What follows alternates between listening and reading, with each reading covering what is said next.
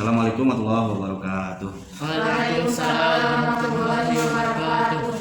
Pada kesempatan ini pelajaran pertama ya untuk kelas 7, yang mana yang lainnya di rumah.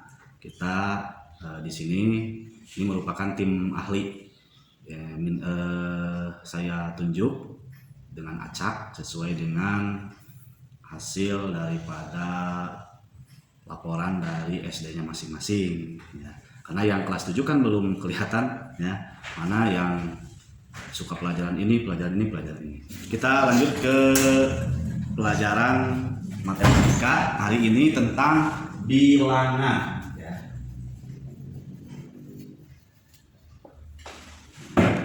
Kenapa kita kebanyakan tidak suka matematika? Ya, pusing matematika. Karena apa? Kita menyambut matematika dengan tegang. Gak usah tegang, santai ya. Apalagi kalau dengan saya santai kayak di pantai. Nah, jadi tidak usah tegang, rileks, santai. Itu yang pertama modalnya. Yang kedua, identik pelajaran matematika itu susah. Nah, padahal itu sugesti. Coba sugestikan kita mudah ya, di pelajaran matematika mudah. Maka saya tanya dulu, ini yang terpenting di dalam pembelajaran matematika sebelum kita mulai. Kenapa kita kadang-kala kebanyakan tidak suka matematika? Pertama, kita tidak tahu tujuan kalian belajar matematika untuk apa. Nah, coba belajar matematika untuk apa? Tujuannya. Nah, mulai sekarang kita harus tahu. Jadi pentingnya matematika. Kita mempelajari matematika itu yang pertama agar kita punya perhitungan ya.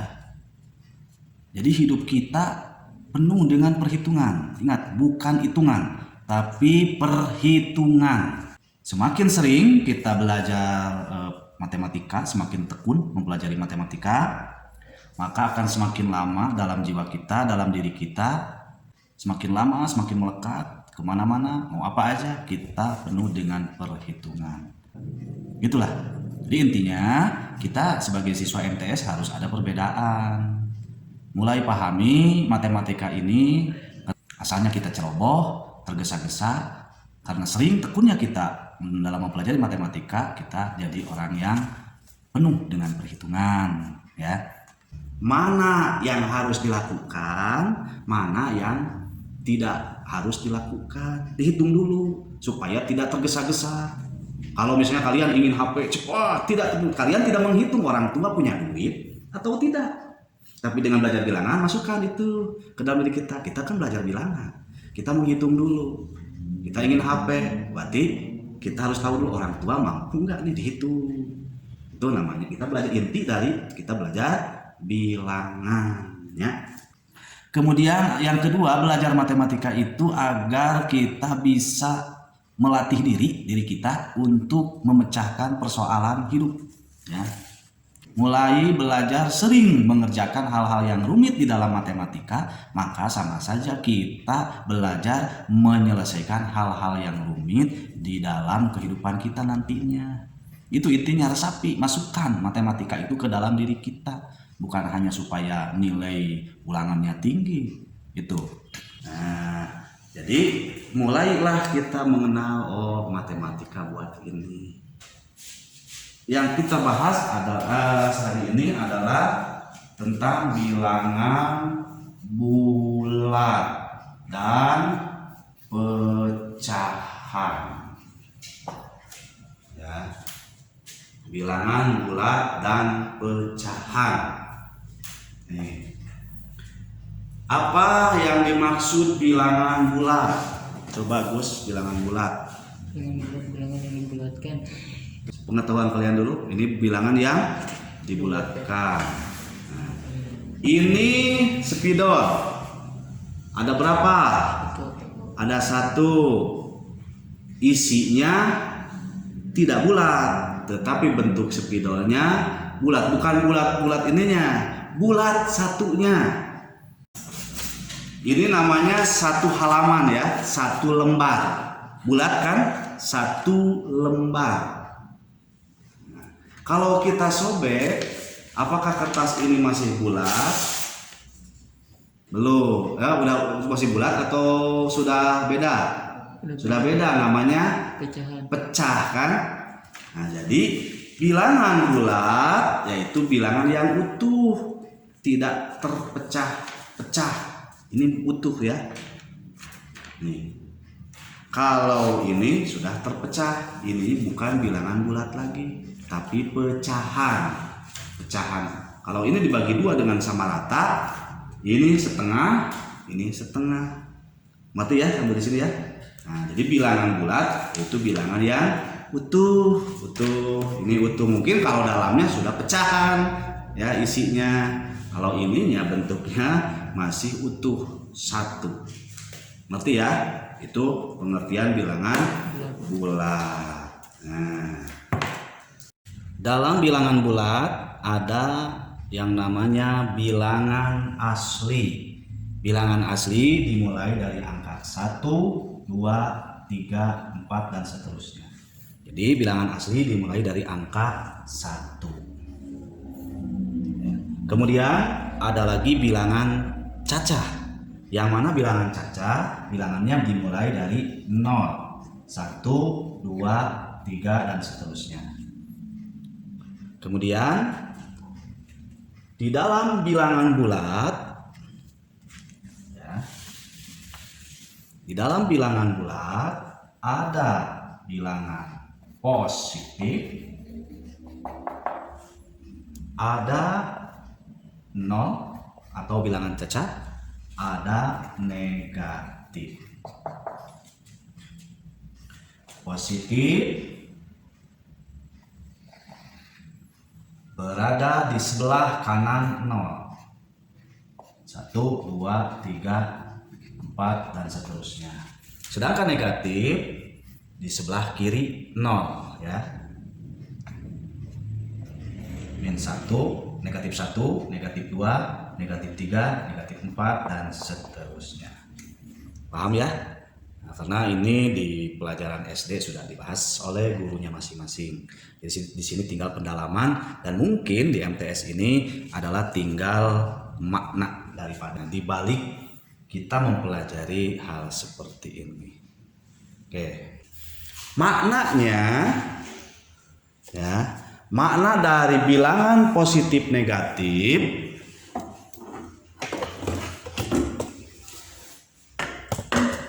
kenapa Pak kita harus belajar bilangan positif negatif? Ini lakukan dalam kegiatan sehari-hari. Pilih mana yang negatif, mana yang positif. Di dalam garis bilangan kalau kita dari atas ke bawah membuat garis vertikal ya, nih. Dari 0 ke atas namanya positif. Dari 0 ke bawah negatif.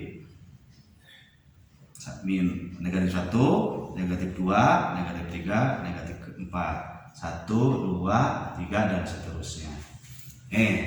Tinggal di sini. Dalam kehidupan sehari-hari, orang-orang yang suka hal-hal negatif berada derajatnya di bawah 0.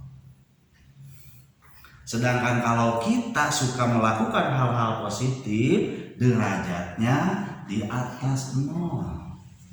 Ngerti ya? Ini kuncinya. Jangan setelah kalian belajar ini, kalian harus sudah bisa membedakan yang mulai. Agus pulang dari sini ada buah-buahan orang lain. Kita mau ambil ya si buah-buahan. Kita secara tidak langsung orang lainnya kan tidak tahu ya, yang punya buah-buahan nggak tahu itu kita mau ngambil buah-buahan orang lain termasuk negatif positif. Negatif. Udah tahu kan? Tahu itu negatif, lakukan tidak? Tidak. Nah, kalilah misalnya ya, orang tua kita sedang repot, ternyata ada piring belum dicuci, ya, kemudian rumah belum disapu. Kita yang baik yang mana? Yang positif yang mana? Nah, kita membantu ngapukeun, membantu cuci piring, itu positif. Yang negatif malah sebaliknya, kita mengganggu, minta duit lah, yang jajan dan sebagainya, itu negatif ya. Ingat, intinya itu belajar positif negatif teh, kita tahu mana yang positif, mana yang negatif. Sebelah kiri dalam Islam neraka, sebelah kanan dalam Islam surga. Lihat, neraka positif negatif, negatif, surga positif. ya lakukan yang positif. Oke, itu ya intinya untuk pembelajaran positif negatif. Paham sampai sini tentang bilangan bulat? Paham ya?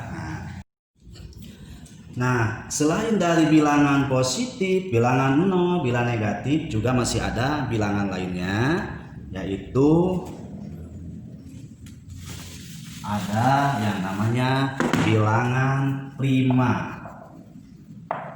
Bilangan prima yaitu bilangan yang hanya bisa dibagi oleh angka 1 dan dia sendiri atau bilangan itu sendiri. Contoh 2, kemudian 5, 7, kemudian 9 bukan bilangan prima. 9 karena angka 9 bisa dibagi angka yang lain selain dari angka 1 dan bilangan itu sendiri. Angka 9 bisa dibagi 3, maka bilangan angka 9 bukan bilangan prima. Jadi bilangan prima yaitu bilangan yang hanya bisa dibagi oleh angka 1 dan bilangan itu sendiri. Dan seterusnya ya, 2, 3 dan seterusnya. Kemudian ada bilangan komposit. Bilangan komposit yaitu sisa dari bilangan prima. Jadi bilangan komposit yaitu bilangan yang tidak termasuk bilangan prima. Itu namanya bilangan komposit. Contoh 4, 6, 8, 9, 10. Nah, 11 kan bilangan prima, 12, 13 bilangan prima, 14 dan seterusnya. Ini adalah bilangan, namanya bilangan komposit ya. Tuh.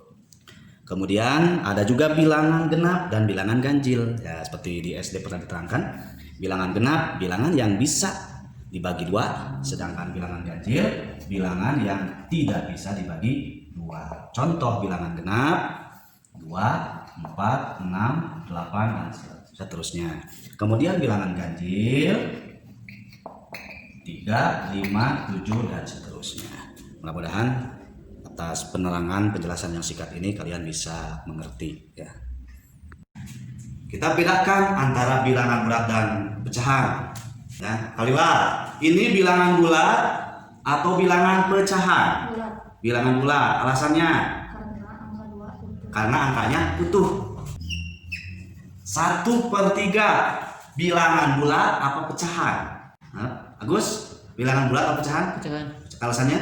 Karena bilangannya terpecah. Karena bilangannya terpecah, terbagi. 1 dibagi 3 cinta aja gak maunya. 1 dibagi 3, apalagi iya. Nah, ini ingat, iya pecah, ini pecahan, ini bilangan bulat. Bisa membedakan belum sekarang? Ya, ini bilangan bulat, ini pecahan. Bilangan bulat alasannya utuh, pecahan terbagi-bagi atau terpecah menjadi beberapa bagian. Anak-anakku sekalian, ya, mungkin untuk pelajaran kali ini dicukupkan sekian. Ya, mudah-mudahan kita dapat mengambil makna ya dari apa yang saya jelaskan tadi. Intinya adalah bagaimana kita bisa mengambil makna dari pembelajaran matematika. Di samping kita juga harus ulet ya mempelajari matematika tersebut agar maknanya bisa tersampaikan ke dalam diri kita. Ya, mungkin Pak, kenapa rata-rata guru matematika galak, bukan rata-rata galak ya. Anggapan kalian saja yang galak, atau mungkin waktu di SD-nya guru matematikanya galak, betul-betul galak. Padahal galak itu tadi adalah sugesti. Ya mungkin sugesti matematika itu rumit, sehingga rumitnya matematika terpancar dalam muka-muka guru matematika. Kadangkala saya seperti dulu ya, Bapak juga dulu waktu sekolah kadangkala melihat guru matematika itu wajahnya kotak-kotak, ada yang kayak segitiga dan sebagainya. Itu akibat diri kita aja yang memikirkan terlebih dahulu bahwa pelajaran matematika itu sulit. Tapi kalau dimulai dari sekarang, kita tahu fungsinya untuk apa, serumit apapun, makin rumit maka makin kita akan terlatih. Ya, makin rumit persoalan di dalam matematika, makin terlatih kita menyampaikan, atau makin terlatih kita bisa menyelesaikan masalah yang rumit dalam kehidupan sehari-hari. Oke, tetap di rumah. Semoga kalian yang di rumah bisa jelas dengan keterangan saya ini, dan yang di sini saya ucapkan terima kasih. Tetap jaga kondisi badan, jaga juga protokol kesehatan sesuai yang dianjurkan oleh pemerintah. Yang insya Allah pada pertemuan berikutnya kita mempelajari tentang operasi hitung dari bilangan bulat. Sekian, terima kasih atas perhatiannya. Assalamualaikum warahmatullahi wabarakatuh.